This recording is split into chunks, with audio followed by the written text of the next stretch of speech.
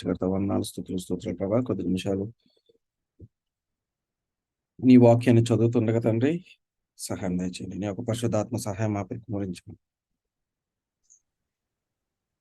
ఈ కొద్ది మాటలు యేసుక్రీస్తు నామములో అడిగి వేడుకుంటున్నాం తండ్రి. ఆమేన్. ఆమేన్.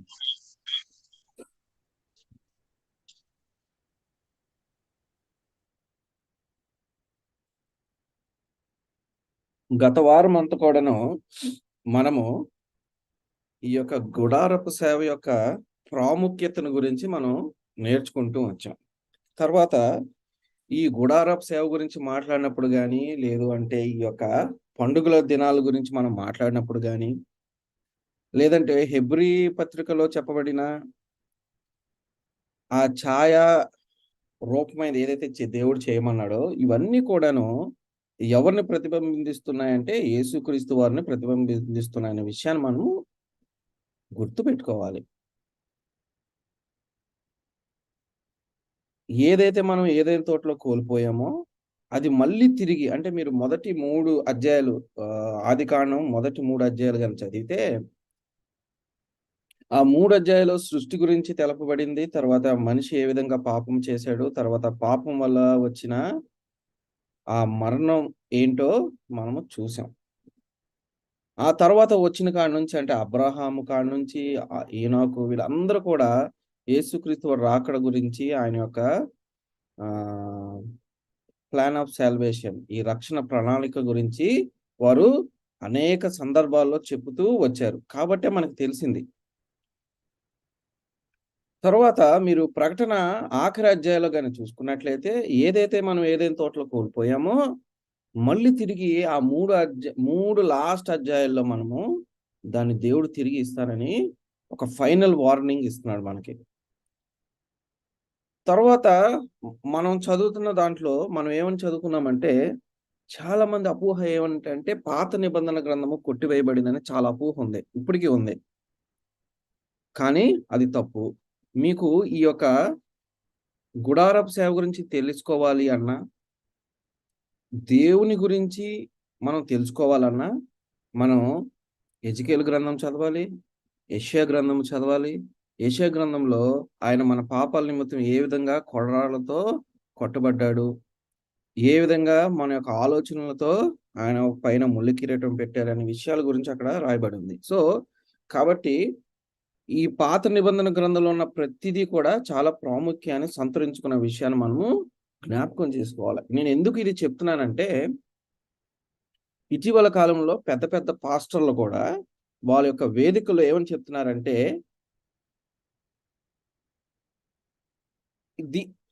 మనం దీన్ని అంతగా చదవాల్సిన అవసరం లేదు, మన కొత్త నిబంధన కాలంలో ఉన్నాము అనే విషయాలను చెప్తున్నారు. ఇది దుష్టుడు ఆనాడు ఈ చిన్న కొమ్ము ఏ విధంగా అయితే ఈ క్రైస్తత్వంలోకి వచ్చి ఈ క్రైస్తవులందరినీ నాశనం చేసిందో, అదే విధంగా సాతానుడు ఈ ఆఖరి దినాల్లో కూడా ఆ విధంగా నాశనం చేస్తున్నాడు అనే విషయాన్ని మీరు గుర్తుపెట్టుకోవాలి. తర్వాత ఇటీవల కాలంలో నేను నిన్న ఎస్పెషల్లీ చూస్తున్నప్పుడు, యూట్యూబ్ చూస్తున్నప్పుడు దాంట్లో ఒక అతను మాట్లాడతాడు, నిజంగా యేసుక్రీస్తు వారు లేరు, నేను ఛాలెంజ్ చేస్తాను, ఎవరైనా యేసుక్రీస్తు వారిని నిజమైన దేవుడని ప్రూవ్ చేస్తే నేను వారి మతాన్ని స్వీకరిస్తానని ఆయన ఛాలెంజ్ చేస్తాడు. సో, ఇలాంటి చాలా చూస్తున్నాం మనం. చూస్తున్నప్పుడు మన సత్యంలో మనం ఎంత లోతుగా పాతుకుపోవాలనే విషయాన్ని మనం గుర్తు చేసుకోవాలి. మనలో గన అంత లోతైన సత్యం, అంటే ఈ సత్యం గురించినంత భావన మనలో లేకపోతే రానున్న దినాల్లో ఇటు క్రైస్తవ లోకం నుంచి మనకి వ్యతిరేకత వస్తుంది. ఇటు కొత్త కొత్త బోధలు పుట్టగొడుగులాగా వస్తాయి. తర్వాత బయట నుంచి కూడా మనకి కొత్త కొత్త వాదనలు వింటూ ఉంటాం. కాబట్టి వీటిలన్నింటిని ఎదుర్కోవాలి అంటే మనకు దేవుడిచ్చిన 66 పుస్తకాల్లో మనం బాగా చదవాలి, నేర్చుకోవాలి అనే విషయాన్ని మీరు గుర్తుపెట్టుకోండి. తర్వాత ఈ శాంచురీ మెసేజ్‌లో మీరు గన బాగా గమనించినట్లయితే, దూతలు వారికి కూడా ఒక ప్రాముఖ్యత అనేది ఇక్కడ మనం చూడగలం. అంతకంటే ముందు ఈ చిన్న కొమ్ము, నేను లాస్ట్ టైం మీకు ఒక పిక్చర్ చూపించాను. ఈ చిన్న కొమ్ము ఏం చేసిందని.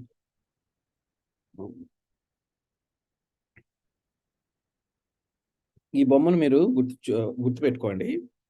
ఈ ఈ యొక్క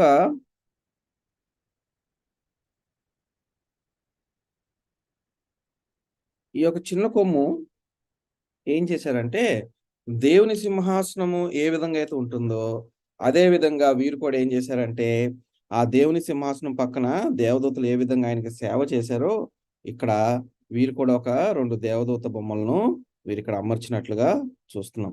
దేవుని యొక్క సింహాసనము ఏ విధంగా అయితే చెప్పబడిందో, ఆ విధంగా వీరి యొక్క ఆలయాల్లో ఆ విధంగా చేసి కూర్చుంటున్న విషయం మనం మరొకసారి గుర్తుపెట్టుకోవాలి. సో, ఈ యొక్క గుడారపు సేవలో దూతలు చేసిన సేవ ఏంటో మనము చూద్దాం. నిర్గమకాండము 36వ అధ్యాయము 8వ వచనం గనక చూసినట్లయితే, మోషేకి దేవుడు నువ్వు ఈ పనిని చేయని దేవుడు చెప్పాడు. ఇలా అమర్చు, ఇలాగా ఈ యొక్క కర్రలతోనే నువ్వు దీన్ని చేయాలి. ఇక్కడ బంగారం ఇంత వాడాలి. ఇదిగో ఇక్కడ నువ్వు ఇంత వెండి వాడాలని దేవుడు మోషేకి సీనాయి పర్వతం మీద ఆయనకి ఆజ్ఞ ఇచ్చాడు.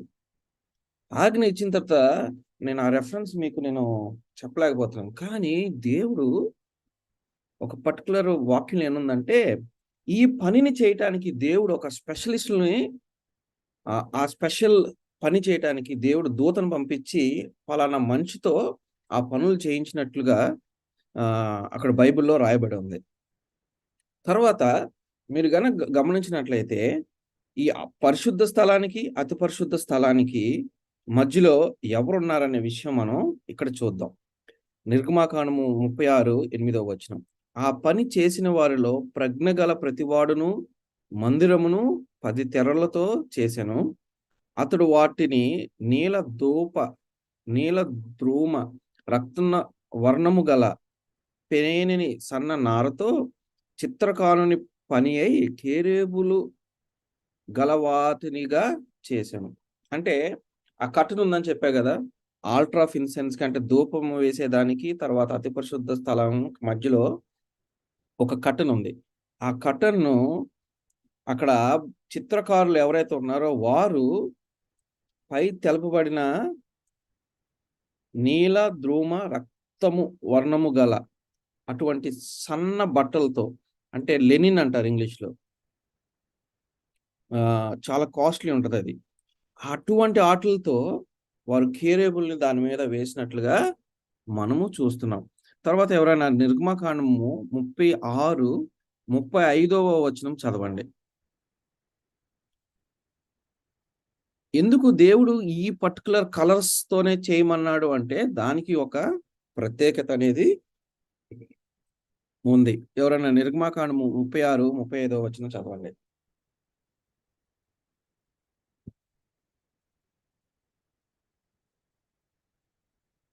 ఎవరైనా చదువుతున్నారా?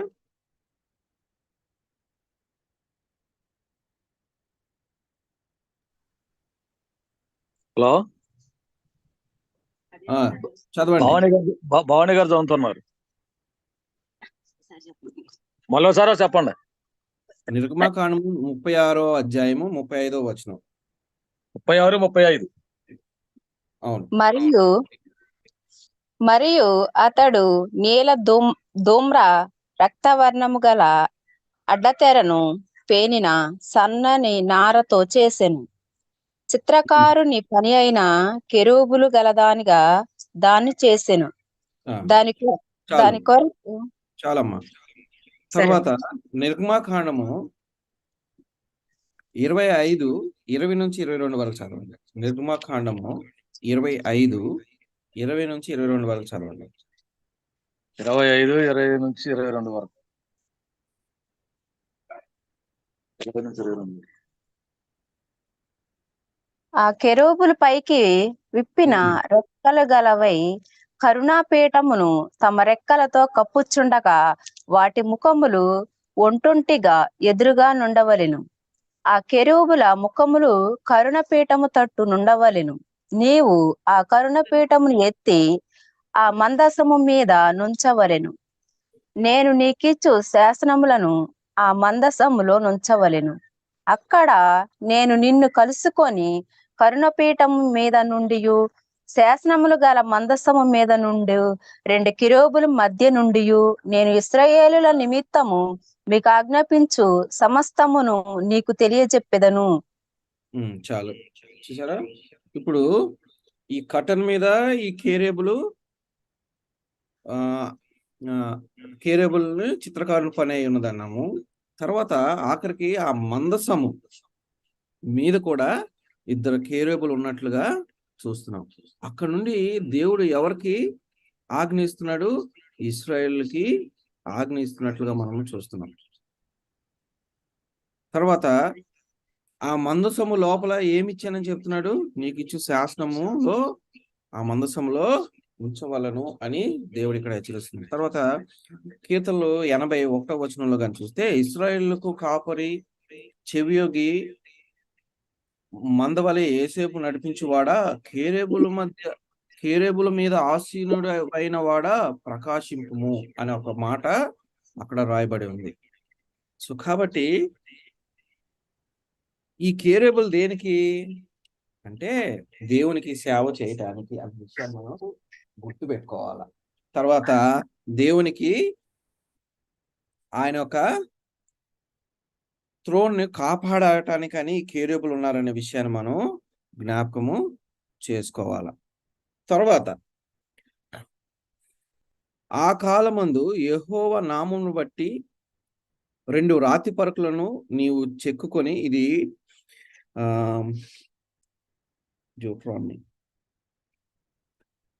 ద్వితీయోపదేశ కాండము 10వ అధ్యాయం 1 నుంచి 5 వరకు చదివితే అక్కడ ఈ విషయాలను రాసి ఉంచారు.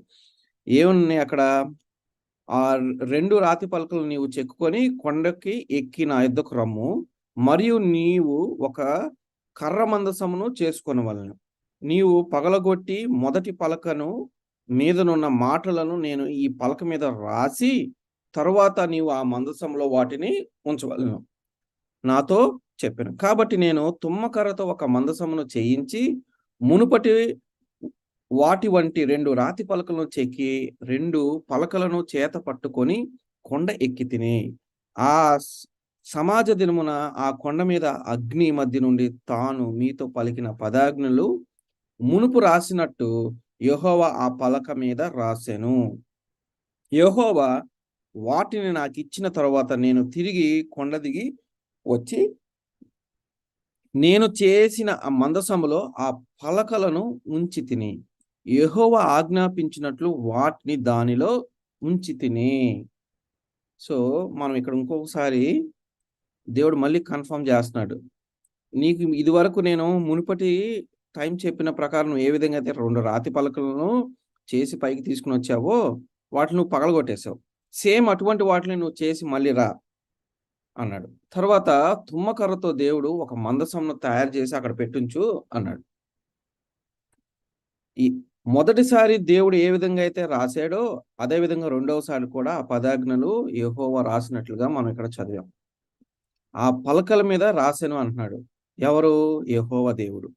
వాటిని మళ్ళీ తిరిగి మోషేకి ఇచ్చినప్పుడు మోషే తీసుకుని వచ్చి ఆ మందసంలో పెట్టినట్లుగా మనం చూస్తున్నాం. మీరు ఈ పిక్చర్లో చూసినట్లయితే ఈ మందసంలో ఉంచబడిన ఈ 10 ఆజ్ఞల 2 రాతి పలకలు, తర్వాత మన్నా పాత్ర, తర్వాత ఈ యొక్క అహరోను కర్ర మనం ఇక్కడ చూస్తున్నాం. దానిపైన 2 కేరేబులు ఆపోజిట్ సైడ్లో ఒకరి ముఖం ఒకరు చూస్తున్నట్లుగా మనం చూస్తున్నాం. ఇక్కడ కానీ మీరు చూసినట్లయితే ఆ రెక్కలతో వారు ఏం చేస్తున్నారు? కప్పుతున్నట్లుగా మనం చూస్తున్నాం. ఇదే విషయాన్ని మీరు ప్రకటన 4వ అధ్యాయంలో కానీ చదివితే అక్కడ కేరేబులను చూస్తున్నాం, సెఫ్రాయిల్ని చూస్తున్నాం. ఈ సెఫ్రాయిల్ ఎవరంటే 6 రెక్కలున్న దూతలు. వారి గురించి కూడా మనం చూద్దాం. తర్వాత ఇదేమో గుడారము చేసినప్పుడు ఇజ్రాయెల్ ప్రజలకు ఫస్ట్ టైం మోషే గారు చెప్పినప్పుడు ఈ ఏంజల్స్ అక్కడ ఉన్నట్లుగా మనం చూస్తున్నాం. అంటే ఈ యొక్క కేరేబుల్ అక్కడ ఉన్నట్లుగా చూస్తున్నాం. మీరు గన సొలొమోను మహారాజు ఆయన చేసిన గుడిని గన చూస్తే, ఆలయాన్ని గన చూస్తే అక్కడ కూడా గోడల మీద ఈ యొక్క దేవదూతలను ఆయన చెక్కించినట్లుగా మీరు చూడొచ్చు. రెండో దినవృత్తాంతములు 3:7 కానీ చూస్తే మందిరపు దూలములను స్తంభములను దాని గోడలను దాని తలుపులను బంగారంతో పొదిగించి గోడల మీద కేరేబులను చెక్కించెను. చూసారా, ఏదైతే అన్ని కూడా తుమ్మకరతో చేయించాడు దేవుడు. లేదు అంటే అకేషియా వుడ్ అంటారు దాన్ని ఇంగ్లీష్లో. సో ఆ తుమ్మకర్ర చేయించిన తర్వాత దాన్ని మొత్తం కూడా దేంతో దాన్ని ఇది చేశారు, బంగారంతో పొదిగించాడు దేవుడు. తర్వాత గోడల మీద ఏముందంటే కేరేబులను చెక్కించిననే విషయాన్ని మీరు గుర్తు పెట్టుకోవాలి. తర్వాత రెండో దినవృత్తాంతములు 3:14 చూస్తే మరియు యాజకులు యెహోవా నిబంధన మందసము తీసుకొని గర్భాలయమగు అతి పరిశుద్ధ స్థలమందు కేరేబుల రెక్కల క్రింద దాని ఉంచిరి. చూసారా, మనం పైన చూసాం కదా, ఈ 10 ఆజ్ఞలు ఎక్కడ పెట్టాడు దేవుడు, ఈ యాజకులు ఎక్కడ పెట్టారు, ఆ మందసము లోపల పెట్టారు. పైన ఏమున్నారు, కేరేబులు ఉన్నట్లుగా మనము చూస్తున్నాం. తర్వాత మందసము ముందు స్థలము మీదుగా కేరేబులు తమ 2 రెక్కలను చాచుకొని మందసమును దాని దండెలను కమ్మెను. వారి యొక్క రెక్కలతో దాన్ని కాపాడుతున్నట్లుగా, అంటే దాన్ని ప్రొటెక్ట్ చేస్తున్నట్లుగా మనం అక్కడ రాయబడి ఉంది. ఇది మీరు గన సొలొమోను మహారాజు ఆయన చేయించిన దేవాలయం కానీ చూస్తే ఇది మొత్తం కూడా బంగారంతో పొదిగించాడు దేవుడు. తర్వాత ఈ గోడల మీద మీరు కానీ చూస్తే పామ్ ట్రీ ఉంటది. తర్వాత ఈ పరిశుద్ధ స్థలానికి అతి పరిశుద్ధ స్థలానికి మధ్యలో దేవుడు ఈ యొక్క కేరేబులను చెక్కించినట్లుగా మనము చూస్తున్నాం. తర్వాత అతి పరిశుద్ధ స్థలంలో కనుక చూస్తే ఇదిగో మీరు ఇక్కడ చూడొచ్చు, మందసము ఉంది. మందసము మీద కేరేబులు ఉన్నారు. తర్వాత ఇటుపక్క అటుపక్క కూడా కేరేబులు నుంచున్నట్టుగా మనము చూస్తున్నాం. ఇదంతా కూడాను బంగారంతో పొదిగించినట్లుగా మనము చూస్తున్నాం. తర్వాత యెషయా గ్రంథంలో ఒక్కచోటే ఈ యొక్క సెఫ్రాయిం గురించి దేవుడు రాయించారు. తర్వాత మనం ఇంకెక్కడ కూడా వీటిని చూడము. కానీ కొన్ని బైబిల్ స్కాలర్స్ ఇజ్రాయెల్ ప్రజలు పాములతో దేవుడు కరిపించాడు కదా, మళ్ళీ మోషే గారు దేవుడిని మొరపెట్టుకున్నప్పుడు దేవుడు ఈ ఫేరీ స్నేక్స్ అంటారు. మరి అది ఎంతవరకు కరెక్టో నాకు తెలియదు, కానీ బైబిల్లో చెప్పబడిన ఈ యొక్క యెషయా గ్రంథంలో సెఫ్రాయిముల మటుకి ఈ విధంగా రాసి ఉంచారు. ఆయనకు పైగా సెరాపులు నిలిచి ఉండేది. ఒక్కొక్కరికి 6 రెక్కలుండును. ప్రతివాడును 2 రెక్కలతో తన ముఖమును, 2 తన కాలును కప్పుకొనుచు 2 ఎగురుచుండెను. చూసారా, 2 ఆయన ముఖం కప్పుకోవటానికి, తర్వాత 2 రెక్కలతో కాలు కప్పుకోవటానికి, మిగతా 2 రెక్కలతో పైకి ఎగరటానికి. వారు సైన్యములకు అధిపతియగు యెహోవా పరిశుద్ధుడు పరిశుద్ధుడు పరిశుద్ధుడు, సర్వలోకము ఆయన మహిమతో నిండి ఉన్నది అని గొప్ప స్వరముతో గాన ప్రతిగానములు చేయుచుండిరి. సో వారి పని ఏంటి, గాన ప్రతిగానములు చేస్తూ ఉండాలి. ఏమని, పరిశుద్ధుడు పరిశుద్ధుడు పరిశుద్ధుడని గాన ప్రతిగానములు చేస్తూ ఉండాలి. అసలు వీరు ఎవరు, ఈ యొక్క దేవదూతలు ఎవరు అనంటే, బైబిల్ యోబు గ్రంథము 38వ అధ్యాయము 4-7 వరకు అని చూస్తే, నేను భూమికి పునాదులు వేసినప్పుడు నీవెక్కడ ఉంటివి, నీకు వివేకము కలిగి ఉన్న ఎడలా చెప్పుము, నీకు తెలిసిన ఎడలా దానికి పరిమాణము నియమించిన వాడెవడో చెప్పుము, దాని మీద పరిమాణపు కొల వేసిన వాడెవడో చెప్పుము, దాని స్తంభములను పాదులను దేనితో కట్టబడినో చెప్పును. ఉదయ నక్షత్రములు ఏకముగా కూడి పాడినప్పుడు, దేవదూతలందరూ ఆనందించి జయధ్వనులు చేసినప్పుడు దాని మూలరాతి వేసిన వాడే ఎవడు. సో దేవుడు యోబుని అడుగుతున్నాడు, ఈ భూమికి పునాదులు వేసినప్పుడు నువ్వు ఎక్కడున్నావు,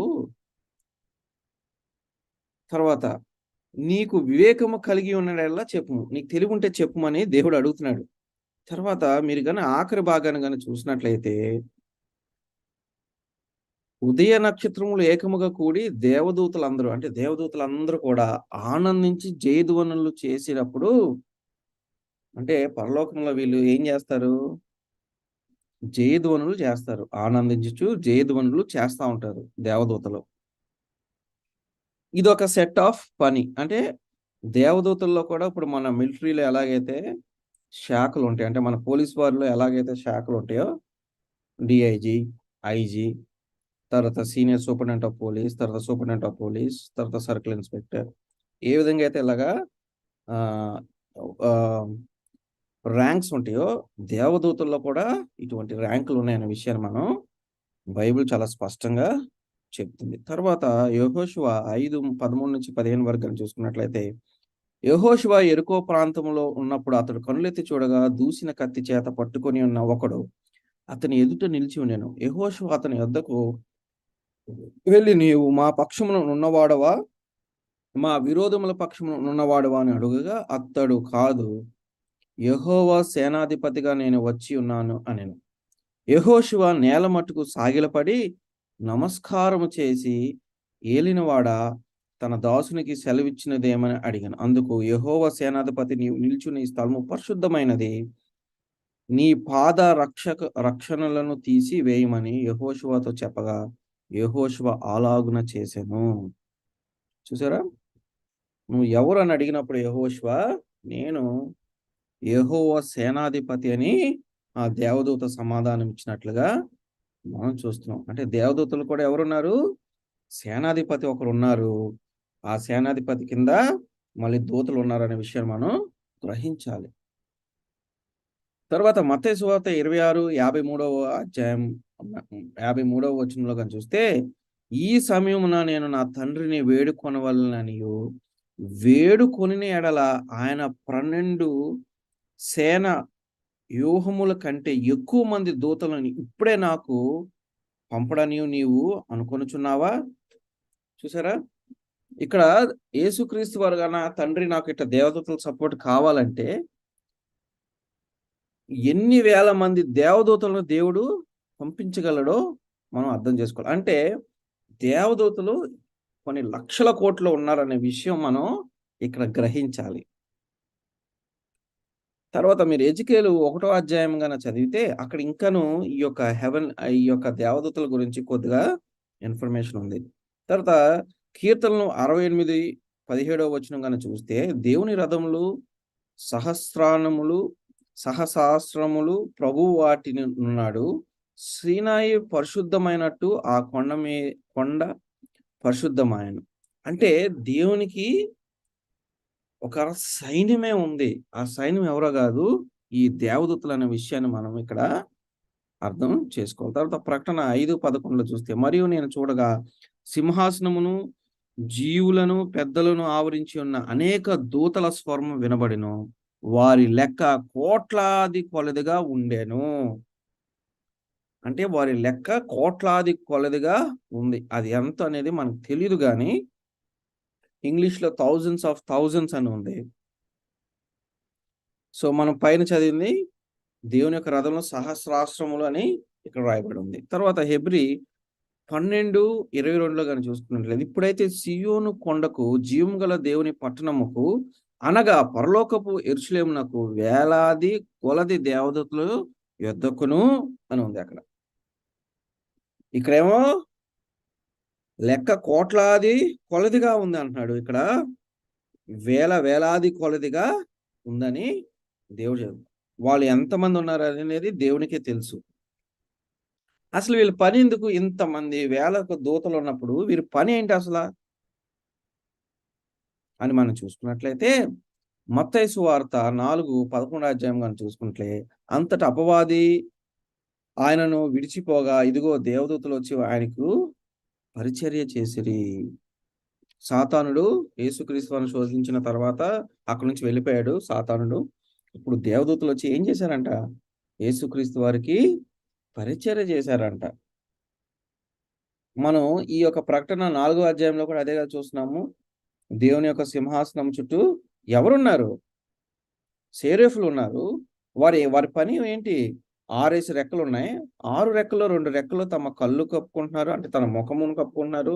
2 రెక్కలతో కాళ్ళు కప్పుకుంటున్నారు. 2 రెక్కలతో ఎగురుతున్నారు. కానీ వారు ఏం చేస్తున్నారు? పరిశుద్ధుడు, పరిశుద్ధుడు, పరిశుద్ధుడని గాన ప్రతిగానములు చేస్తున్నట్లుగా మనం చూసాం. అంటే దేవుడి యొక్క దేవదూతలను దేనికి చేశాడు అంటే, ఆయనకు పరిచర్య చేయడానికి దేవుడు వాటిని సృష్టించినట్లుగా మనకి అర్థమవుతుంది. ఇంకా వీరు ఏమేమి చేయగలరో కూడా మనం చూద్దాం. యోహాను సువార్త 1:51 కనుక చూస్తే, మరియు ఆయన మీరు ఆకాశము తెరవబడుట, దేవుని దూతలు మనుష్య కుమారుని పైగా ఎక్కువగుట ఎక్కుటయు దిగుటయు చూచి ఎగుటయు దిగుటయు ఉన్న చూచితిరని మీతో నిశ్చయముగా చెప్పుచున్నాను అన్నాను. తర్వాత వీరు ఇంకేం పనులు చేస్తారు చూద్దాం. 1 కొరింథీ 4:9 చూద్దాం. మరణదండన విధింపబడిన వారిమైనట్టు దేవుడు అపోస్తులమైన మమ్మును అందరికంటే కడపటి ఉంచి ఉన్నాడని నాకు తోచుచున్నది. మేము లోకమునకును దేవదూతలకును మనుషులకును వేడుకగా ఉన్నాము. ఇది ఒక సందర్భం. తర్వాత దేవదూతలు ఇంకేం చేస్తారో చూద్దాం. అటువలనే మారు మనసు పొంది ఒక పాపి విషయమై దేవుని దేవదూతల ఎదుట సంతోషం కలుగునని మీతో చెప్పుచున్నాను. ఒకవేళ ఒక పాపి గన రక్షణ పొందితే, మారు మనసు పొందితే, ఆ యొక్క పాపి విషయమై దేవదూతలు ఆనందిస్తారనే విషయాన్ని మనం గుర్తుపెట్టుకోవాలి. అంటే వీళ్ళేంటి, దాని అర్థం ఏంటి? దేవుడు సంతోషించేటప్పుడు వీరు సంతోషిస్తారు, దేవుడు బాధపడేటప్పుడు వీరు బాధపడతారనే విషయం మనం ఇక్కడ అర్థం చేసుకోవాలి. అందుకనే ఈ లోకంలో ఒక పాపి లేదంటే ఒక మనిషి మారు మనసు పొందినప్పుడు దేవదూతలు అందరూ కూడా ఆ పరలోక రాజ్యంలో సంతోషిస్తారనే విషయాన్ని మనం ఇక్కడ చూస్తున్నాం. లూకా సువార్త 12:8-9 చూసుకున్నట్లయితే, మరియు నేను మీతో చెప్పినది ఏమనగా, నన్ను మనుషుల ఎదుటను ఒప్పుకొని వాడెవడో మనుషు కుమారుడు దేవుని దూతల ఎదుటను వాని ఒప్పుకొనను. మనుషుల ఎదుట నన్ను ఎరుగని వానిని నేను ఎరుగునని దేవుని దూతల ఎదుట చెప్పుదును. మనం గన ఇప్పుడు ఇక్కడున్న సిచ్యువేషన్స్ లో చాలా చోట్ల క్రైస్తవులు హింసిస్తున్నారు కదా. ఒకవేళ అటువంటి సందర్భం మనకు ఎదురయ్యి, నువ్వు యేసుక్రీస్తు వారిని నీకు తెలుసా, ఆయన నీ దేవుడని నువ్వు కొలుస్తున్నావు కదా, ఆయన్ని మర్చిపో నువ్వు, లేదంటే ఆయన వదిలేసే, నిన్ను మేము వదిలేస్తామన్నారు అనుకోండి. మనం అటు కాకుండా వారందరి ముందు మనము ఆ యొక్క దానియేలు 3వ అధ్యాయంలో షడ్రకు మేషకు అబేద్నెగో ఏ విధంగా అయితే అందరి ముందు దేవుణ్ణి మహిమపరిచారో, అందరి ముందు మేము చనిపోవటానికైనా సిద్ధమే, కానీ మేము ఆ ప్రతిమకు మొక్కమని ఏ విధంగా అయితే నిలబడ్డారో, వాళ్ళందరి ముందు కూడా ఏమని చెప్పారు వాళ్ళు? మా దేవుడు గొప్పవాడు అని చెప్పాడు. ఆ విధంగా నువ్వు ఒప్పుకున్నట్లయితే నేను కూడా నిన్ను ఒప్పుకుంటాను, నా దేవదూతలు అందరి ఎదుట ఇతను నా కుమారుడని నేను ఒప్పుకుంటాను అని దేవుడు ఇక్కడ చెప్తున్నట్లుగా మనం అర్థం చేసుకోవాలి. తర్వాత ఇదంతా కూడా ఎందుకు చెప్తున్నానంటే, ఈ పాపము లోకంలోకి వచ్చిందని మనం అనుకుంటున్నాం, కానీ బైబిల్ ఏం చెప్తుందంటే ఈ పాపము పరలోకంలోనే పుట్టిందనే విషయాన్ని మనం జ్ఞాపకం చేసుకోవాలి. చూద్దాం. ఎజికేలు 28:12-15 చదివితే అక్కడ ఒక దూత గురించి వ్రాయబడి ఉంది. నరపుత్రుడా, తూరు రాజు గురించి అంగలార్పుచు వచ్చితివి, ఇలాగూ ప్రకటింపు, మన ప్రభువైన యెహోవా సెలవిచ్చుదేమనగా, పూర్ణ జ్ఞానమును సంపూర్ణ సౌందర్యము గల కట్టడమునకు మాదిరివి దేవుని తోటయగు ఏదోన్లో నీవు ఉంటివి. అంటే సాతానుడు ఏదోని తోటలో కూడా ఉన్నాడు. మాణిక్యము, గోమేదక, సూర్యకాంతమణి, రక్తవర్ణపు రాయి, సులిమని రాయి మరకత, నీలము, పద్మరాగము, మాణిక్యము అను అమూల్య రత్నములతో బంగారంతోను నీవు అలంకరింపబడి ఉన్నావు. నీవు నియమింపబడిన దినము పిల్లన గ్రోవి వాయించువారు నీకు సిద్ధమైరి. అంటే నేను పైన తెలపబడిన ఇవన్నీ కూడా స్టోన్స్, ఇవన్నీ కూడా రాళ్ళు. ఇప్పుడు పెద్ద పెద్ద గొప్పలు వేసుకుంటారు కదా, చేతికి రింగ్స్, ఆ రింగ్స్ లో ఉంటాయి రాళ్ళు, చాలా కాస్ట్లీగా ఉంటాయి. ఎందుకంటే వాటిని భూమిలో నుంచి తవ్వి వాటిని ప్రాసెస్ చేస్తే మనకు ఆ షేపు, ఆ కలర్ వస్తాయి. ఈ పైన తెలపబడిన ఏవైతే రాళ్ళు ఉన్నాయో, మీరు ఈ 12 గోత్రపు ఇశ్రాయేల్ గురించి చదివారంటే వారిని కూడా 12 ఆ రాళ్లతో చూస్తారు. సో ఈ రాళ్ళతో అలంకరింపబడ్డాడంట ఎవరు? సాతానుడు, ఐ మీన్ లూసిఫర్. ఆయన పాపం చేయకముందు ఒక దూత. తర్వాత ఆయనకి ఈ పిల్లని గ్రోవులతో వాయించేవారు ఆయనకి సిద్ధమైన, ఆయనకి మళ్ళీ పరిచర్య చేయటకు ఇంకొకరు ఉన్నారు, వేరే దేవదూతలు ఉన్నారు. అభిషేకము నొందిన కేరేబువై ఒక ఆశ్రయముగా నీవు ఉంటివి. అందుకే నేను నిన్ను నియమించితిని. దేవునికి ప్రతిష్ఠింపబడిన పర్వతం మీద నీవు ఉంటివి. కాలుచున్న రాళ్ళ మధ్యను నీవు సంచరించుచుంటివి. నీవు నియమింపబడిన దినము మొదలుకొని పాపము నీ యొద్ద కనబడు వరకు ప్రవర్తన విషయంలో నీవు యథార్థవంతుడిగా ఉంటివి. చూసారా? ఆయనకి అభిషేకమైన కేరేబుగా ఉన్నావు అని చెప్తున్నాడు. తర్వాత దేవునికి ప్రతిష్ఠింపబడిన వాడివిగా నీవు ఆ పర్వతం మీద ఉన్నావు అని చెప్తున్నాడు. తర్వాత కాల్చున్న రాళ్ళ మధ్యన నీవు సంచరించుచుంటివి, అంటే అయినా నువ్వు ఏమీ కాలేదు, నీవు ఆ విధంగా అంత పవర్ఫుల్గా ఉన్నావు అని చెప్తున్నాడు. దేవుడు ఆయన నియమించిన దినం కాడ నుంచి మళ్ళీ ఆయన పాపము చేయనంత వరకు కూడా ఎలా ఉన్నాడంట ఆ కేరేబు, ఆ యొక్క దూత? యథార్థవంతుడుగా ఉన్నావు అని బైబిల్ సెలవిస్తుంది. తర్వాత నెక్స్ట్ చూద్దాం. అయితే నీకు కలిగిన విస్తారమైన వర్తకము చేత లోపల నీవు అన్యాయమును పెంచుకొని పాపము చేయుచు వచ్చితివి గనుక దేవుని పర్వతం మీద నీవు ఉండకుండా నేను నిన్ను అపవిత్రపరిచి తిని ఆశ్రయముగా ఉన్న కేరేబు. సో ఇక్కడ కనుక చూస్తే విస్తారమైన వర్తకము చేత లోపల నీవు అన్యాయమును పెంచుకొనుచు పాపము చేయుచు వచ్చితివి. ఏంటో చూద్దాం, ఆ వర్తకం ఏంటో మనం చూద్దాం. మనం కూడా బాప్తీసం తీసుకున్న తర్వాత కొన్ని రోజులు మనం కూడా ఎలా ఉంటాం అంటే చాలా యథార్థవంతంగా ఉంటాం. తర్వాత మెల్లమెల్లగా మనలో కూడా ఏమవుతుందంటే పాపము ఎంటర్ అయిపోతుంది.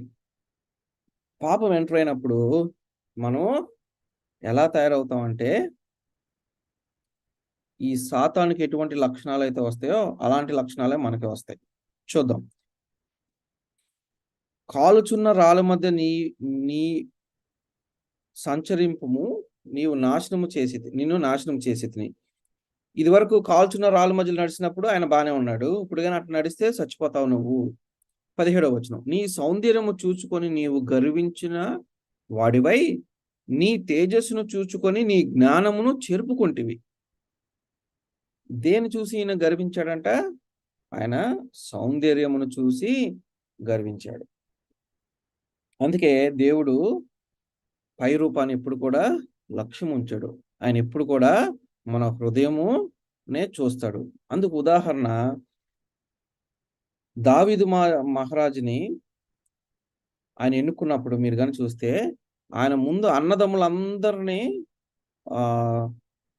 సమూయేలు ప్రవక్త దేవుడా ఇతనేనా అన్నప్పుడు ఇతను కాదు, ఇంకొక అతను అని పక్కకు పెడుతున్నారు. వాళ్ళందరూ కూడా అంటే ఒక రాజు ఎలా ఉండాలి? హైటు, వెయిట్, చాలా బలంగా కనపడాలి. కానీ దేవుడు పై రూపాన్ని ఎప్పుడు కూడా లక్ష్యము ఉంచాడు అనే విషయాన్ని మనం ఇక్కడ గుర్తుపెట్టుకోవాలా. సో సాతానుడు ఏం చేశాడు? ఆయన పైన ఆయన సౌందర్యం చూసి గర్వించాడు. తర్వాత ఆయన తేజస్సును చూసి ఆయన ఏదైతే దేవుడు ఆయనకి విస్తారమైన జ్ఞానం ఇచ్చాడో అదంతా కూడా చెరుపుకున్నాడు. కావున నేను నిన్ను నేలను పడవేసేదును, రాజులు చూచుచుండగా నిన్ను హేళన అప్పగించేదను.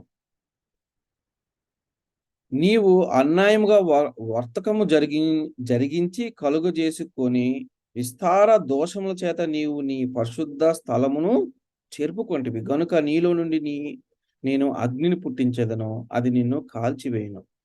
జనులందరూ చూస్తుండగా దేశం మీద నిన్ను బూడిదిగా చేసేదను.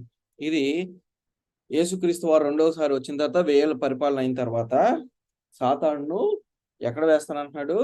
అగ్నిగుండంలో పడవేస్తాడు. అప్పుడు ఇది. కానీ ఏం జరిగించాడంట? అన్యాయమును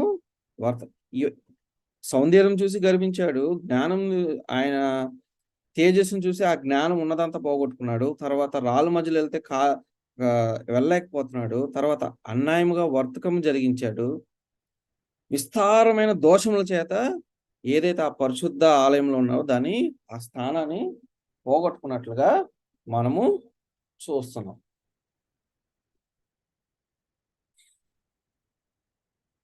తర్వాత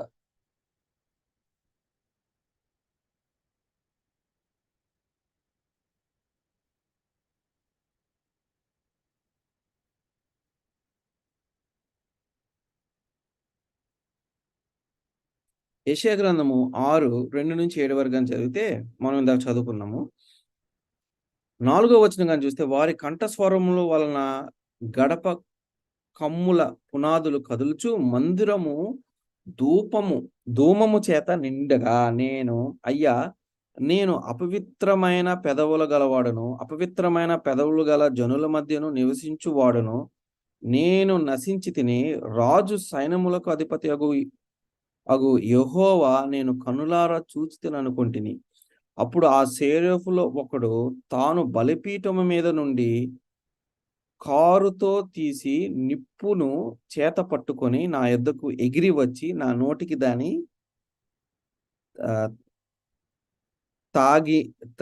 తగిలించి, ఇది నీ పెదవులను తగిలేను గనుక నీవు పాపమునకు ప్రాయశ్చిత్తమై నీ దోషము తొలగిపోయేను అనెను. సో ఆ కింది భాగంలో మనం చూసాం, ఆ సెరాఫులు ఏ విధంగా పని చేస్తారో చూసాము. కానీ వారికి ఇంకొక పని కూడా ఉంది. ఆ పని ఏంటంటే,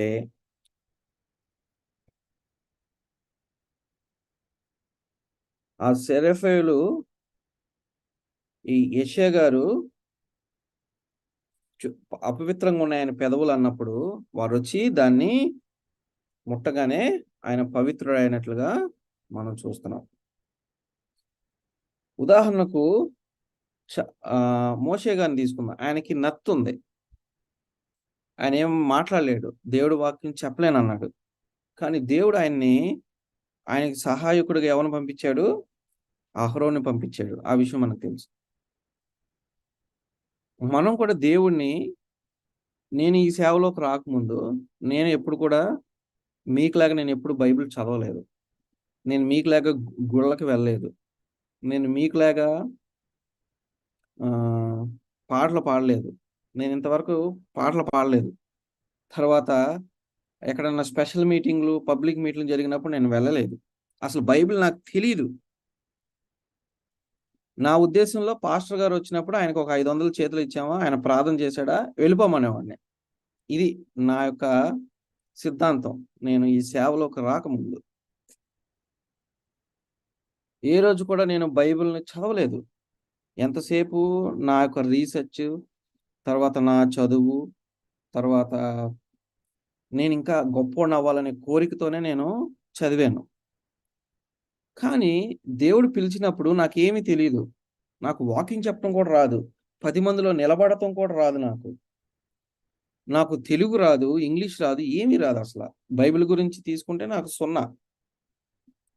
కానీ నేను దేవుని ఒకటే అడిగాను, మీరు నన్ను పిలిచారు, బానే ఉంది. సో నాకు వాకింగ్ చెప్పడం రాదు, పాటలు పాడటం రాదు. ఈ పనికి ఏదైతే నువ్వు నన్ను పిలిచారో ఆ పనికి నేను 0. నా దగ్గర అర్హత లేదు. కాబట్టి నేను ఏ విధంగా సేవ మొదలెట్టాలి చెప్పు నాయన అన్నప్పుడు ఆయన ఒక మార్గాన్ని తెచ్చాడు. ఆ మార్గం ఏంటంటే, చాలా సంవత్సరాల తర్వాత నా ఫ్రెండ్ ఇంటికి వెళ్ళాను. చాలా సంవత్సరాల తర్వాత వెళ్ళినప్పుడు వాళ్ళ ఇంట్లో అంతా కూడా, ఒకప్పుడు వాళ్ళ ఇల్లంతా కూడా వెలుగుండేది. తర్వాత ఆ ఇంట్లోకి నేను వెళ్ళంగానే నాకు అనిపించింది ఏంటంటే, వీరికి ఏదో కొరత ఉందనే విషయం నాకు అనిపించింది. నాకు తెలియకుండా నేను ఒక హాఫ్ అన్ అవర్ వరకు వాకింగ్ చెప్పానంట. ఇది మొదటి సందర్భం. తర్వాత రెండో సందర్భంలో వారు మళ్ళీ నాకు ఫోన్ చేసి, "నువ్వు మళ్ళీ రా" అన్నారు. సో, మళ్ళీ ఎళ్ళాను. మళ్ళీ ఎళ్లి ఇంకొక అరగంట వాకింగ్ చెప్పొచ్చాను. అక్కడ వాళ్ళకి ఏం వాకింగ్ చెప్పానో నాకు తెలీదు. సో, తర్వాత వాళ్ళు మళ్ళీ మూడోసారి పిలిచారు. సో, "ఇదేంట్రా ప్రతి వారం పిలుస్తున్నారు. ఏదో మొన్నంటే వెళ్లి పలకరించొచ్చాం. నేనేమో నాకు వేరే పనుంది. నేను రాలేను" అని చెప్పాను. కానీ వాళ్ళేమన్నారంటే, "నువ్వొస్తే మాకు వాకింగ్ చెప్తున్నావు. ఆ వాకింగ్ కోసమనే మేము నిన్ను పిలుస్తున్నాం ప్రకాష్. నువ్వు రా దయచేసి" అన్నారు. సో, మళ్ళీ నేను వెళ్ళటం జరిగింది. నేను సేవ ప్రారంభించటానికి అదొక ఫస్ట్ స్టెప్. అంటే దేవుడు తలుచుకుంటే ఇప్పుడు ఏ విధంగా అయితే యెషయాను ముట్టాడో, ఆ విధంగా దేవుడు మనల్ని కూడా ముట్టగలడు. తన దేవదూతలను పంపించి ముట్టగలడు. అనేక సందర్భాల్లో నేను చాలా ఊర్లు తిరుగుతాను. పద్దాక తిరుగుతాను. కానీ నాకు చాలా జరుగుతాయి. కానీ ఆ జరిగిన సందర్భాలన్నిట్లో కూడా దేవుడు మనల్ని నిజంగా కాపాడతాడు. నన్ను అలా చాలా సార్లు కాపాడాడు. ఉదాహరణకు పాస్టర్ శ్రీను గారున్నారు. నేను, శ్రీను గారు, ఇంకో అబ్బాయి ఒక ప్రాంతంలో సేవ ముగించుకొని ఇంకో ప్రాంతానికి వెళ్తున్నప్పుడు నేనే కార్ డ్రైవ్ చేస్తున్నాను. అడవి ప్రాంతంలోకి వెళ్ళంగానే ఒక గొయ్యిని తప్పిపోయి ఒక గొయ్యిని మిస్ చేద్దామని తెప్పించినప్పుడు నా కారు ఆల్మోస్ట్ లోయలోకి వెళ్ళిపోయేది. ఇండియాలో ఉన్నప్పుడు. అంటే ఇక్కడికి రాకముందు. అడవి ప్లస్ లోయ, అది లోయ. అప్పుడు అయ్యగారు అన్నారు, "అయ్యగారు ఒక 5 నిమిషాలు ఆపండి కారు. నెమ్మదిగా వెళ్ళండి" అని చెప్పారు. అంటే చెప్తున్నాను. దేవుడు కొన్ని సందర్భాల్లో మనల్ని ఏ విధంగా తప్పిస్తాడో మనకి తెలీదు. ఆయన చిత్తం అది. సో, మన పెదవులను కూడా మనం ఏం చేయాలంటే, ఇది పాపంతో నిండి ఉన్న పెదవులు ఇయన్నీ. దాన్ని దేవుడు కడగాలి. దేవుడు అగ్నితో దాన్ని కాల్చాలి. ఎప్పుడైతే దేవుడు దాన్ని అగ్నితో కాలుస్తాడో, మనం పవిత్రంగా ఉండగలం. తర్వాత అంటే దేవుడు ఈ దేవదూతలకు ఇచ్చిన పని ఇది. మీరు గమనించండి, దేవదూతలకు ఇచ్చిన పనేంటి? ఈ పని చేయమంటే ఆ పనే చేయాలి. దానికి ఎక్స్‌ట్రాగా ఒక చిన్న పని కూడా వారు చేయటానికి లేదనే విషయం మీరు గుర్తుపెట్టుకోవాలి. కానీ మనకు ఆ అవకాశం ఉంది. ఆ అవకాశం దేవుడు మనకు ఇచ్చాడు. యెషయా గ్రంథము 14వ అధ్యాయము 13వ వచనం చదవండి ఒకరు.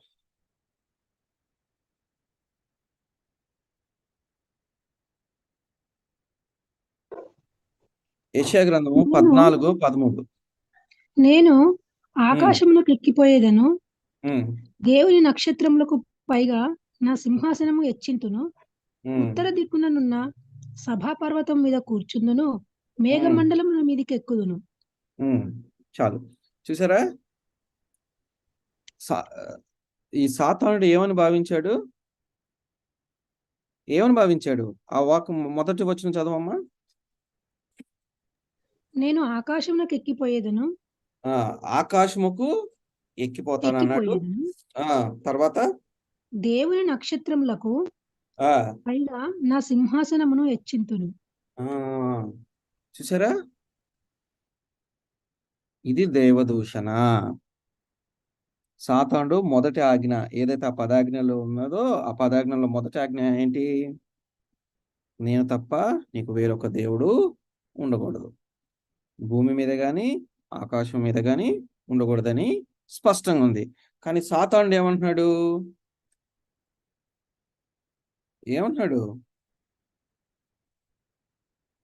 నేను ఆకాశముకు ఎక్కిపోవుదును, దేవుని నక్షత్రములకు పైగా. ఏ నక్షత్రములు? దేవునికి పైగా ఏం వేసుకొని కూర్చుంటానంటున్నాడు? సింహాసనమును హెచ్చిస్తానంటున్నాడు. మనం ఇందాక ఫస్ట్ మీకు నేనొక బొమ్మ చూపించాను. ఆ చిన్న కొమ్మ ఏం చేసింది? ఆ 1260 సంవత్సరాలు ఏం చేసింది? ఇదిగోండి, దైవ దూషణ చేసింది. దేవుని యొక్క ఆజ్ఞలను మార్చినట్లుగా మనం చూస్తాం. సో అతను కూడా దేవుని సింహాసనము లాంటిది అనేది వేసుకున్నాడు. దేవుని యొక్క సింహాసనము ఏ విధంగా అయితే ఈ కేరబులతో ఉండి గాన ప్రతిగానములతో ఆయన సేవలు చేయించుకుంటున్నారు, వీరు కూడా ఆ విధంగా చేయించుకుంటున్నారు. చూడండి, ఇక్కడ దేవదూతలు ఉన్నారు. సో సాతాను కుమారుల యొక్క లక్షణాలు ఎలా ఉంటాయి అంటే ఈ విధంగా ఉంటాయి. యెహోషువ ఆ దేవదూతను చూసినప్పుడు, ఇక్కడ పరిశుద్ధంగా ఉంది, ఇది పరిశుద్ధమైన స్థలము, నీ చెప్పులు తీసి బయటికి రా అంటే, చిత్తం ప్రభువా అని చెప్పులు తీసి పక్కన పెట్టి అక్కడ వినయంగా ఉన్నట్లుగా మనం చూస్తున్నాం. ఇది దేవుని యొక్క బిడ్డల లక్షణాలు. మోషే గారిని దేవుడు పిలిచినప్పుడు, ఆ మండుచున్న అగ్నిపొద మండుచున్నప్పుడు దేవుడు చెప్పులు తీసి నీ పాదరక్షకులు పక్కన తీసి నువ్వు రా అన్నప్పుడు ఆయన అదే చేశాడు. అది వినయం, ఒబీడియన్స్. ఇది దేవుని యొక్క పిల్లల లక్షణాలు. సాతాను యొక్క పిల్లల లక్షణాలు ఏ విధంగా ఉంటాయి అంటే, సాతాను ఏమనుకున్నాడు ఇక్కడ 13వ వచనంలో, నేను ఆకాశం ఎక్కిపోదును, దేవుని నక్షత్రం పైగా నా సింహాసనమును హెచ్చించుతును అన్నాడు. సో వీరు కూడా అదే పని చేస్తున్నట్లుగా మనం చూస్తున్నాం. తర్వాత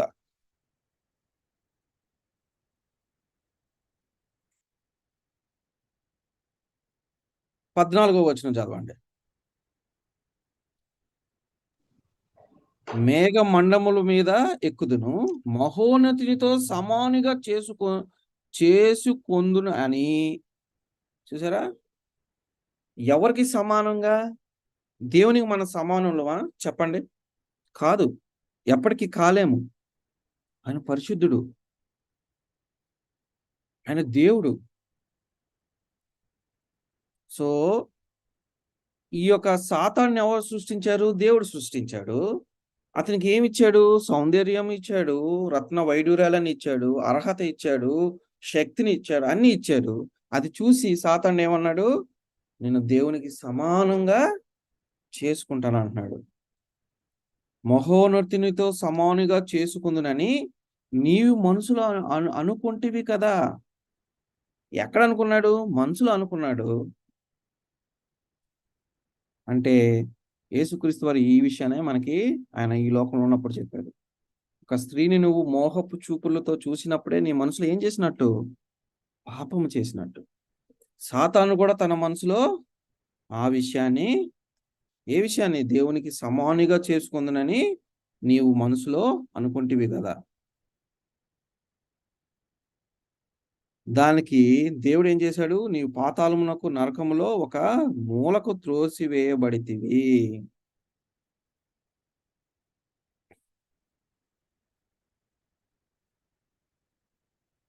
తర్వాత హెజకేలు 28వ అధ్యాయము 16వ వచనము చూద్దాం. 28, 16వ వచనము ఎవరిని చదువుతారా?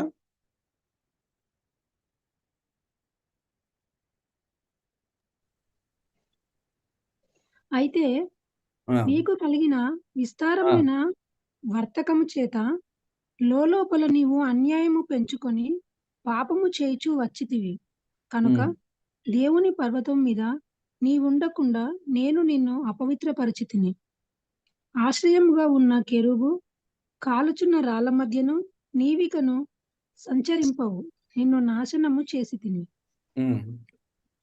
సో విస్తారమైన వర్తకము చేత లోపల, ఇక్కడ పైన మనం ఏం చూసాము?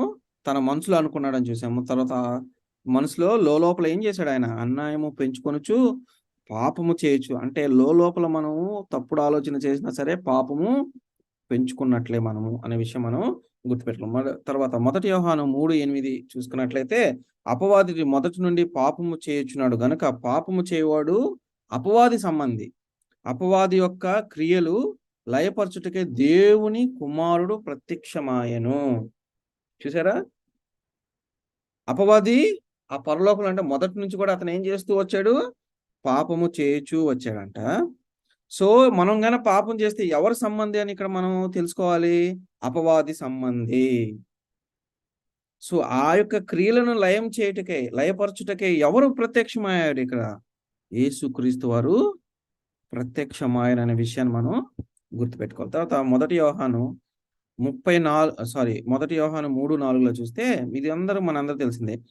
పాపము చేయు ప్రతివాడు ఆజ్ఞను అతిక్రమించును, ఆజ్ఞ అతిక్రమమే పాపము. సింపుల్.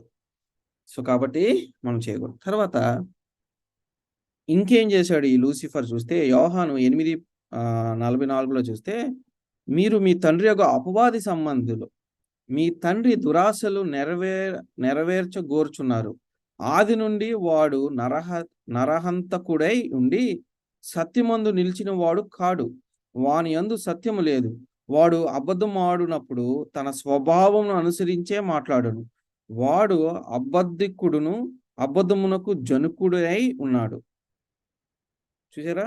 మొదటి నుండి కూడా సాతానుడు ఏం చేస్తున్నాడు? నరహంతకుడై ఉన్నాడంట. తర్వాత వాళ్ళలో ఏం లేదు? సత్యము లేదు అంటున్నాడు. ఒకవేళ మనం కూడా చాలా సందర్భాల్లో చిన్న చిన్న విషయాలకు మనం అబద్ధాలు ఆడుతూ ఉంటాం. చిన్న అబద్ధమే కదండి, ఏముందిలే అంటారు చిన్న చిన్న వాటిలో కూడా. అందుకే యేసుక్రీస్తు వారు అవునంటే అవును, కాదంటే కాదు అని ఆ సమాధానం చెప్పినట్లుగా మనం బైబిల్లో చూస్తున్నాం. ఇక్కడ ఒకవేళ మనం అబద్ధం ఆడితే ఎవరి సంబంధి మనము? అపవాది యొక్క సంబంధి. సార్ అబద్ధం ఆడితే ఇది ఎందుకు తప్పు? కొన్ని సందర్భాల్లో అబద్ధాలు ఆడాలి కదా మనము అని మనం అనుకోవచ్చు. కానీ దేవుడు ఆ 10 ఆజ్ఞల్లో మనకు తెలిసిన ఆజ్ఞ ఏమంటున్నాడు దేవుడు? నీ పొరుగువాని మీద అబద్ధ సాక్ష్యము పలుకకూడదు. అబద్ధం ఎప్పుడు ఆడతాము? ఎవరి మీద చాడీలు చెప్పేటప్పుడు, ఎవరి మీద అసూయ ఉన్నప్పుడు మనం అబద్ధాలు ఆడతాం. సో మనం కానీ చేస్తే అంటే అబద్ధమాడు ప్రతివాడు కూడా అపవాది సంబంధి. ఈ అపవాదికి ఇంకొన్న లక్షణం ఏంటి? ఈ అబద్ధముకు తండ్రి అంట ఆయన. Father of liar, is the father of lies. ఎవరు? సాతానుడు. తర్వాత ప్రకటన 12:4 కనుక చూస్తే, దాని తోక ఆకాశము నక్షత్రంలో 3వ భాగము నిడిచి వాటి భూమి మీద పడవేశాను. ఈయన చెప్పిన అబద్ధాలకు అక్కడున్న 3వ వంతు దూతలందరూ కూడా నమ్మి ఆయన వెనకాల ఈ భూమి మీద పడినట్లుగా మనం చూస్తున్నాం. అంటే కింద పడిపోయినట్లుగా మనం చూస్తున్నాం. ఎవరైనా యెషయా గ్రంథము 9:15 చదువుతారా? యెషయా 9:15. యెషయా 9:15 ఒకరు చదవండి. తర్వాత ఎజికేలు 22:9 ఒకరు చదవండి. పెద్దలను ఘనులను తల కళ్ళలాడు ప్రవక్తలు తోక. ఈ జనుల నాయకులు త్రోవ తప్పించువారు, వారిని వెంబడించువారు వారి చేత మృంగవేయబడుదురు. 15-16 చదవండి.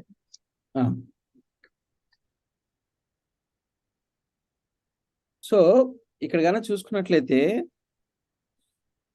ఈ సందర్భంలో అక్కడ ఉన్న పెద్దలు కానీ, అక్కడ ఎవరైతే మేము పెద్దలు అనుకున్న వాళ్ళందరూ కూడా ఏం చేశారంట? వాళ్ళందరూ అబద్ధమునే బోధించారంట.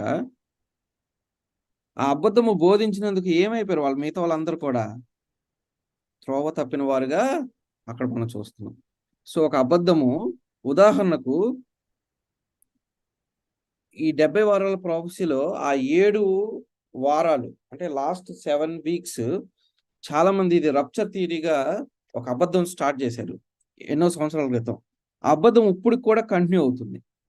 ఆ అబద్ధం ఏం చేస్తుందంటే, వారి యొక్క రప్చర్ థియరీ ప్రకారం ఏంటంటే, దేవుడు రెండోసారి ఆర్భాటంతో తన దేవదూతలతో శబ్దం చేసుకుంటూ వస్తాడని మనకు తెలుసు రెండవసారి. కానీ అంతకు ముందు ఆయన వచ్చి తన పరిశుద్ధులందరినీ సీక్రెట్ గా తీసుకుని వెళ్ళిపోతారు అనేది రప్చర్ థియరీ. ఇది ఒక అబద్ధాన్ని సృష్టించారు. ఈ అబద్ధం ఇప్పటికి చాలా మంది నమ్ముతున్నారు. అటువంటిది ఒకటి ఉంది. తర్వాత ఎజికేలు 22:9 వచనం. ఎజికేలు 22:9. పుణ్యములు చెప్పి నరహత్య చేయువారు నీలో ఉమ్, కాపురం ఉన్నారు. ఉమ్, పర్వతముల మీద భోజనము చేయువారు నీ మధ్య నివసించుచున్నారు. ఉమ్. నీలో కామ వికార చేష్టలు జరుగుచున్నవి. చూసారా, ఇక్కడ ఏం చేస్తున్నారంటే వీళ్ళు పుణ్యములు చెప్పి నరహత్య చేయువారు మీలో కాపురం ఉన్నారు. ఇప్పుడు మన సంఘాల్లో కూడా ఉన్నారు ఇటువంటి వారు. మనం చాలా జాగ్రత్తగా ఉండాలి. ఒకవేళ మనం వారు చెప్పిందంతా కూడా విన్నాం అనుకోండి, మనము నాశనముకు దారి అదే ఇంకా. సో కాబట్టి ఈ లూసిఫర్ అనే దేవదూత, ఈ సాతానుడు, ఆయన విస్తారమైన వర్తకము చేత లోపల పాపం చేయుచూ వచ్చాడు. ఆ పాపం చేసేది కాకుండా తనతో పాటు 3వ వంతు దూతలను కూడా తీసుకెళ్ళారు. ఇది హ్యూమన్ ఫిలాసఫీ కూడా, హ్యూమన్ సైకాలజీ ప్రకారం కూడా. ఎట్టగంటే మనం నాశనం అయిపోతున్నప్పుడు పక్కన కూడా నాశనం చేయాలని చూస్తాం మనం ఏదో ఒక రకంగా. ఇటువంటి లక్షణాలు ఉంటే మనం సింపుల్గా గుర్తుపెట్టుకోవాలి, మనం దేవుని ప్రజలం కాదు, అపవాది యొక్క సంబంధులం అనే విషయాన్ని మనం గుర్తు పెట్టుకోవాలి. మీరందరూ అడగవచ్చు, ఎందుకు దేవుడు సాతానుడు ఇంత తప్పు చేశాడు కదా పరలోకంలో, ఎందుకు దేవుడు అతన్ని శిక్షించలేదు అప్పుడే? ఎందుకు దేవుడు సాతాను వదిలివేసాడు? ఒకవేళ సాతానుని గన దేవుడు అక్కడ శిక్షించుంటే మిగతా దేవదూతలందరూ కూడా ఒక తప్పుడు ఆలోచన చేయటానికి ఆస్కారం ఉండేదంట. అదేంటంటే బహుశా సాతానుడు చెప్పుండొచ్చు, దేవుడు ఆయన శిక్షించేటప్పుడు పడదోసేటప్పుడు బహుశా సాతానుడు ఈ మాట చెప్పుండొచ్చు దేవునితో.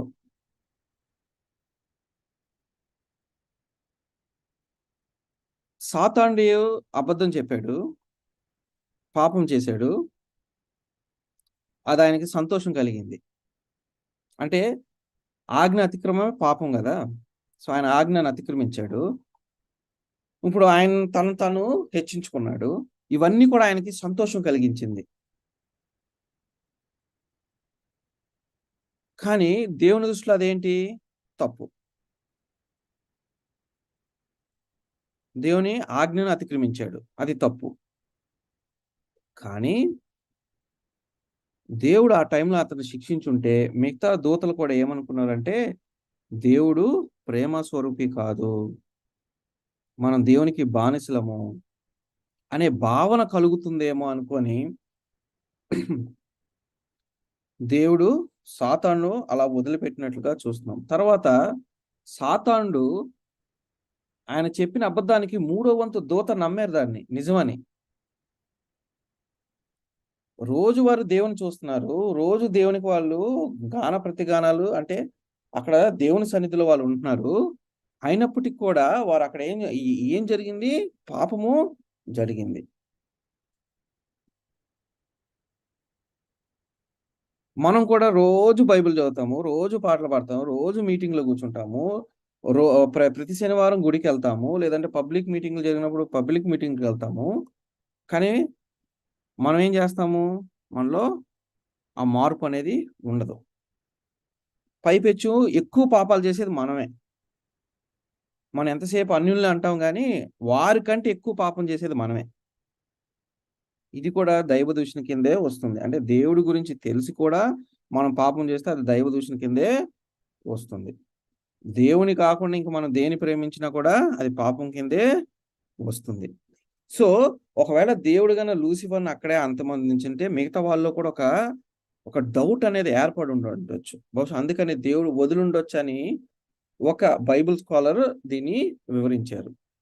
సో అది ఎంతవరకు కరెక్టో నాకు తెలియదు, కానీ ఆ బైబిల్ స్కాలర్ ప్రకారము సాతానుకి దేవునికి జరిగిన సంభాషణలో బహుశా సాతానుడు తను ఎంచుకున్న మార్గంలో తనతో పాటు వచ్చిన వాళ్ళందరూ కూడా సంతోషంగా ఉన్నారు.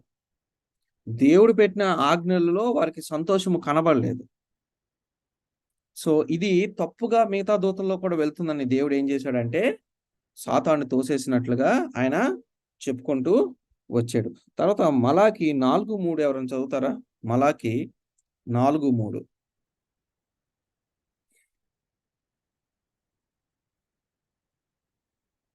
మలాకి 4వ అధ్యాయము 3వ వచనం. నేను నియమింపబోవు దినమున ఆ, దుర్మార్గులు మీ పాదముల కింద ధూళి వలె ఉందురు. ఉమ్, మీరు వారిని అనగదొక్కుదురని సైన్యములకు అధిపతియగు యెహోవా సెలవిచ్చుచున్నాడు. ఉమ్. సో రానున్న రోజుల్లో సాతానుడు వాడి యొక్క అనుచరులను దేవుడు అంటే దేవుని యొక్క ప్రజలు ఏ విధంగా వారి పాదముల కింద ధూళి వలె తొక్కుతారనే విషయాన్ని ఇక్కడ దేవుడు తెలియజేస్తున్నాడు. తర్వాత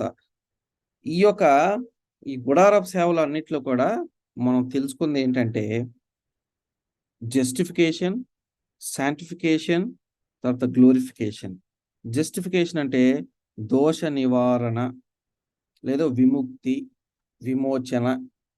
తర్వాత శాంటిఫికేషన్ అంటే పరిశుద్ధముగా చేయటం, లేదంటే పానము చేయటం లేదా శుద్ధి చేయటం. తర్వాత గ్లోరిఫికేషన్ అంటే కీర్తించటం. ఇది మనం సాయంత్రము చదువుకుందాం.